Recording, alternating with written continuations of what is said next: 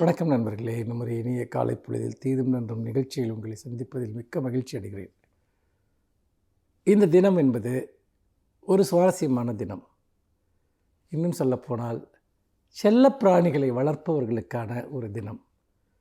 செல்லப்பிராணிகளை வளர்ப்பவர்களுக்கான ஒரு தினம், அதுவும் முக்கியமாக நாய்கள் வளர்ப்பவர்களுக்கான தினம் இது.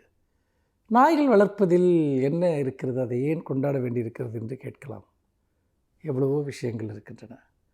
இன்றைக்கு மனிதர்கள் வேறு எதையும் விட அதிகமாக சார்ந்திருக்கக்கூடிய ஒரு விலங்கு இருக்குமென்றால் அது நாய்கள் தான். நாய்கள் ஒரு காலத்தில் மனிதர்களுக்கு பாதுகாப்பான ஒரு விலங்காக அன்றைக்கும் இருந்திருக்கின்றன, இன்றைக்கும் இருக்கின்றன. அவை வேட்டையாடுவதற்கு துணையாக வந்திருக்கின்றன. உற்ற தோழனாக, ஒரு எமோஷ்னல் பாண்டிங் என்று சொல்லக்கூடிய உற்ற தோழனாக இருந்திருக்கின்றன. நாய்களை பற்றி சிந்திக்கிற போது நாய்களைப் போல ஒரு உணர்வுபூர்வமான பந்தத்தை எந்த பிராணியும் மனிதர்களிடம் ஏற்படுத்துவது கிடையாது. இன்னும் சில உதாரணமாக பூனைகளை எடுத்துக்கொள்ளுங்கள். நீங்கள் எவ்வளவு பூனைகளை வளர்த்தாலும் சரி, பூனைகள் உங்களிடம் அன்பாக இருக்கும், ஆனால் நீங்களும் அவர்களிடம் அன்பாக இருப்பீர்கள். ஆனால் ஏதோ ஒரு தருணத்தில் அவை தனித்தும் இயங்கும், தனித்துவமாகவும் செயல்படும்.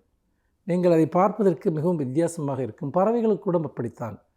நீங்கள் அது உங்களை புரிந்து கொள்ளும், உங்களோடு உறவாடும், ஆனால் அவையும் தனித்து ஒரு உலகத்தில் இருக்கும். ஆனால் உங்களை சார்ந்தே உங்கள் உலகத்தில் எப்போதும் இருந்திருக்கக்கூடிய ஒரு பிராணி இருக்கும் என்றால் அது நாய்கள் தான். நாய்களினுடைய உணர்வுபூர்வமான பந்தத்தைப் போல நீங்கள் வேறு எந்த மிருகங்களிடமும், நீங்கள் விலங்குகளிடமும் அதை காண முடியாது.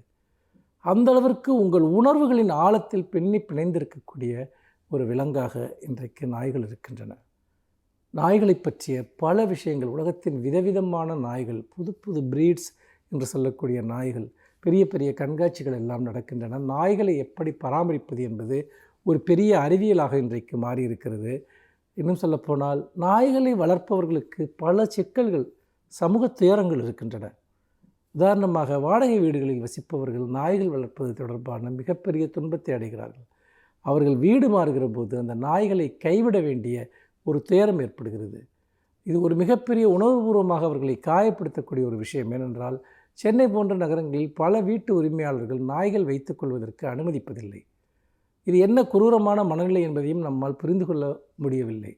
அதே போல் இன்னும் சிலவற்றை நாம் எடுத்துக்கொண்டு பார்த்தால், நாய்களை ஒரு பெரிய ஒரு தொற்று காலங்கள் அல்லது ஒரு பெரிய இடம் மாறுதல்களின் காரணமாக மனிதர்கள் கைவிடக்கூடிய ஒரு நிலையும் இருக்கிறது.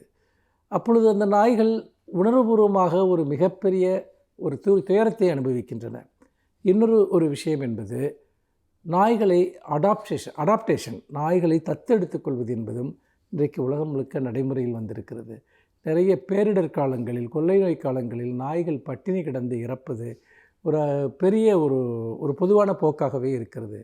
இதற்கு எதிராக நாய்களுக்கு உணவளிப்பது, நாய்களை பாதுகாப்பது, அவர்களை தத்தெடுத்துக் கொள்வது என்பதும் இன்றைக்கு பரவலாக இருக்கிறது.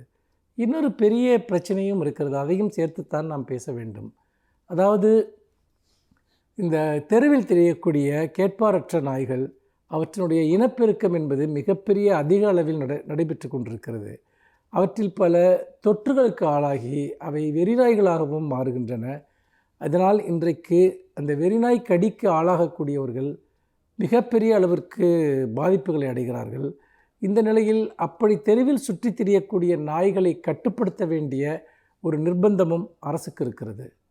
எப்படி பார்த்தாலும் நாய்கள் அவை தனி மனிதர்களால் கவனித்து வளர்க்கப்படுகிற நாய்கள், அவை மனிதர்களுக்கு உற்ற தோழனாக இருக்கின்றன. மனிதர்களுடைய இந்த நவீன வாழ்க்கையினுடைய தனிமையில் நாய்கள் அந்த தனிமையை பகிர்ந்து கொள்வது போல பல சமயங்களில் நாம் நேசிக்கும் மனிதர்கள் கூட பகிர்ந்து கொள்வதில்லை என்பதைத்தான் நாம் கண்கூடாக பார்க்கிறோம். மீண்டும் இன்னும் ஒரு புதிய சிந்தனையோடு உங்களை சந்திக்கிறேன். நன்றி, வணக்கம்.